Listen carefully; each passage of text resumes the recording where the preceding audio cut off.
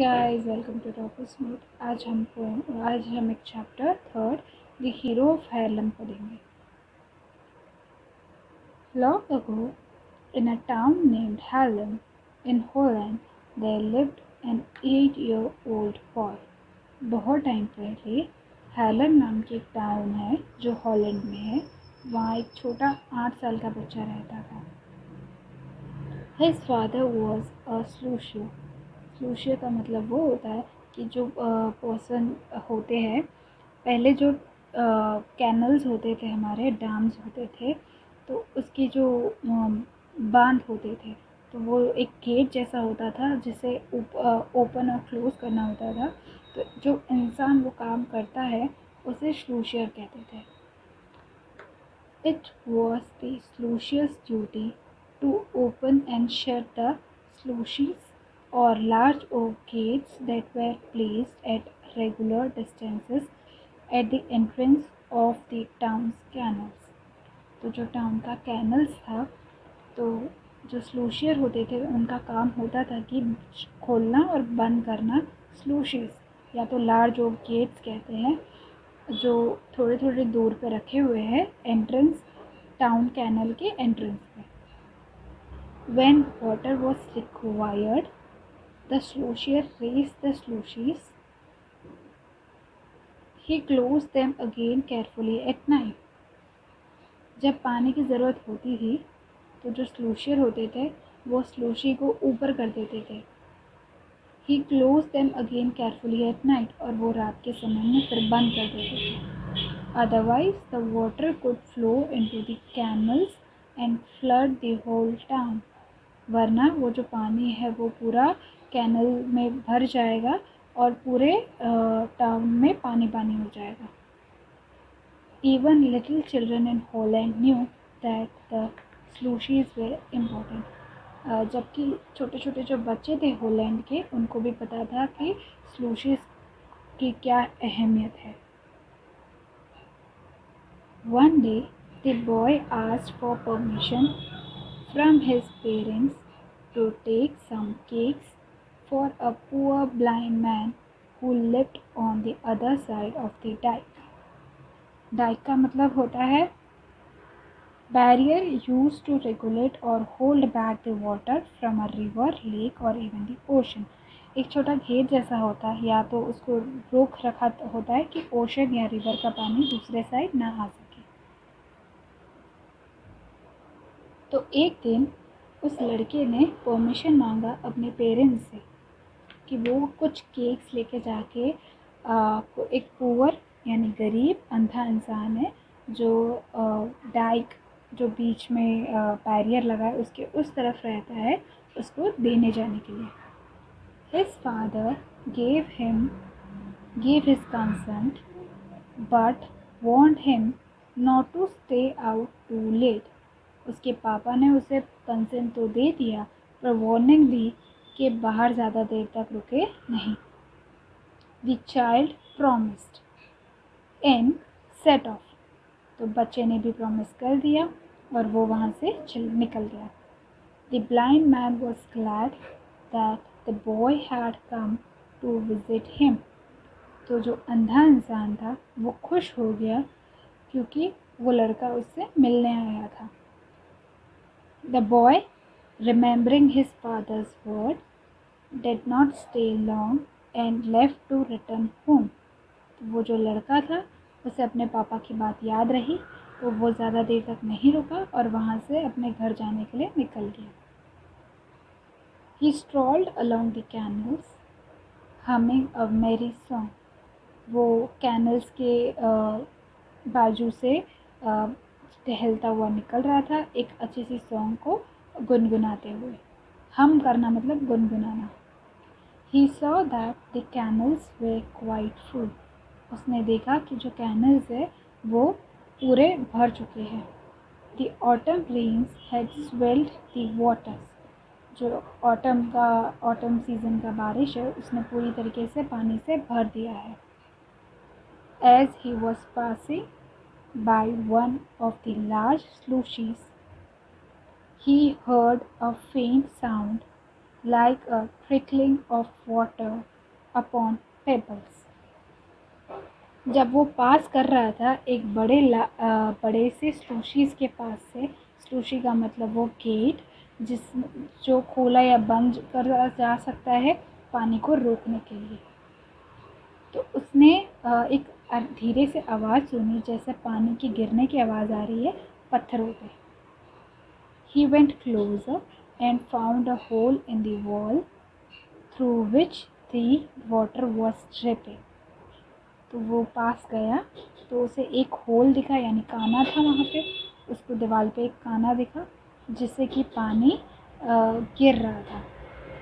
He realized at once that the force of water would soon enlarge the hole. तो उसे ये बात समझ में आ गई थी कि पानी के फोर्स से वो काना बड़ा हो जाएगा। एनलार्ज होना यानी बड़ा होना। The water that was now only dripping could flood the whole town. तो जो पानी अभी सिर्फ बूंद बूंद गिर रहा है वो पूरे टाउन को फ्लड कर सकता है, यानी पूरा टाउन पानी से भर दे सकता है। He climbed on the stones till he reached the hole. तो वो पत्थर पे चढ़ गया जिससे कि वो होल तक पहुंच सके। And put his finger into it. और उसमें फिर उसने अपनी फिंगर्स डाल दी, plugging the flow of water, जिससे कि वो होल से पानी ना निकल सके। कुछ इस तरीके से उसने अपना हाथ को, उंगली को प्लग इन कर दिया काने में। This was all very well, but for a little while. ये सब ठीक था पर सिर्फ थोड़ी देरों के लिए। The night was closing in. रात बहुत हो रही थी। And with the night came the cold. और रात के साथ बड़ी ठंडी लग रही थी। The little boy looked around in vain. वो अपने आसपास ढूंढ रहा था पर उसका कुछ परिणाम निकला नहीं। वेन का मतलब होता है जिसका कोई रिजल्ट ना हो। No one came. कोई आया नहीं। He shouted, called loudly, but no one answered. उसने बहुत ज़ोर से चिल्लाया, बुलाया, लेकिन कोई आया नहीं। He decided to stay there all night. तो उसने वो डिसाइड किया कि वो वहाँ पे पूरी रात रुकेगा। But alas, पर the cold was more biting and his fingers felt numb. पर उसकी जो बहुत ठंडी बहुत ज़ोरों की थी और उसका जो फिंगर था वो बिल्कुल नम हो गया था, उसे कुछ फील नहीं हो रहा था। Soon his hand and the whole arm become numb. और पूरा थोड़ी ही देर में उसका हाथ और उसका पूरा जो हाथ है वो पूरा नम पड़ गया था, सूना पड़ गया था। The pain was unbearable. और जो पेन था वो उससे मतलब उसको बहुत दर्द होने लगा हाथ में, बिल्कुल उसे सहन नहीं हो रहा था। But the boy did not move. पर वो लड़का वहाँ से हिला नहीं। Tears rolled down his cheek as he thought of his father. और उसके आंखों से आंसू आने लगे जैसे ही उसने अपने पापा के बारे में सोचा, अपनी मम्मी के बारे में सोचा और अपना छोटा बेड सोचा, where he might now be sleeping, जहाँ वो सो रहा होता। He knew that if he removed his finger, not only would he himself be drowned, but also his parents, his brothers, his neighbors, the whole town.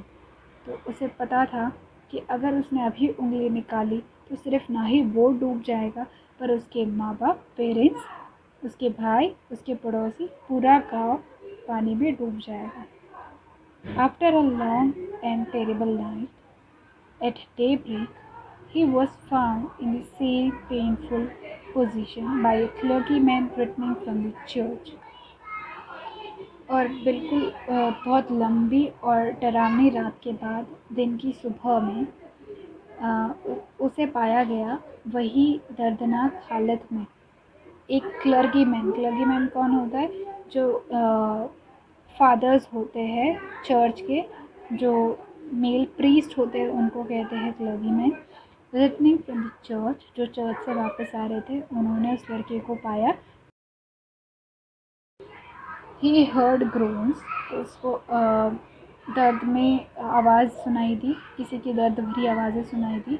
He found the boy seated on a stone shivering and crying, तो उन्होंने उस लड़के को पाया जो एक पत्थर पे बैठा हुआ था, जो बिल्कुल काँप रहा था और रो रहा था। What are you doing here, my boy? He exclaimed. उन्होंने पूछा कि क्या कर रहे हो यहाँ मेरे बच्चे? I am preventing the water from flowing in, answered the boy. तो उस लड़के ने कहा कि मैं उस पानी को बाहर बहने से रोक रहा हूँ। प्रिवेंट करना यानी रोकना। The clergyman called for help immediately. उसने तुरंत मदद मंगाई। क्लर्जीमैन जो चर्च के फादर थे उन्होंने। Soon the dike was repaired, और वो जो पूरी जगह थी उसको ठीक कराया गया। Everyone in town praised the little hero of Harlem, और जो सारे लोग थे टाउन के, उन्होंने जो छोटा हीरो हेलन का उसको खूब तारीफ करी। इन वेन का मतलब होता है विदाउट सक्सेस या रिजल्ट, यानी कोई चीज़ जिसका कोई अच्छा रिजल्ट नहीं आता वो। नम मतलब विदाउट फीलिंग, मतलब सुन पड़ जाना। एक्सक्लेम करना यानी क्राइड आउट सडनली, अचानक चिल्लाने को एक्सक्लेम करना कहते हैं। कैनल्स होते हैं thin long streams of water that are man made, जो इंसानी से बने हुए बड़े से रिवर जैसे होते हैं जिसमें पानी होते हैं, उसको कहते हैं dike or dyke. A barrier used to regulate or hold back water from a river, lake or even the ocean. एक जो बांध जैसे बनाए हुए होते हैं रिवर पे, लेक पे या ओशन में भी बनाए हुए थे, जिससे पानी का बहाव को रोक सके या कंट्रोल कर सके। Swelled become greater in volume, जो बहुत ज़्यादा हो जाता है। ट्रिकल करना यानी थोड़ा सा पानी बहाना, उसको ट्रिकल करना कहते हैं। तो गाइस, अगर आपको ये वीडियो पसंद आया हो और अगर आपको ये इन्फॉर्मेटिव लगे तो प्लीज़ अपने फ्रेंड्स फैमिली के साथ शेयर करिए। Thank you.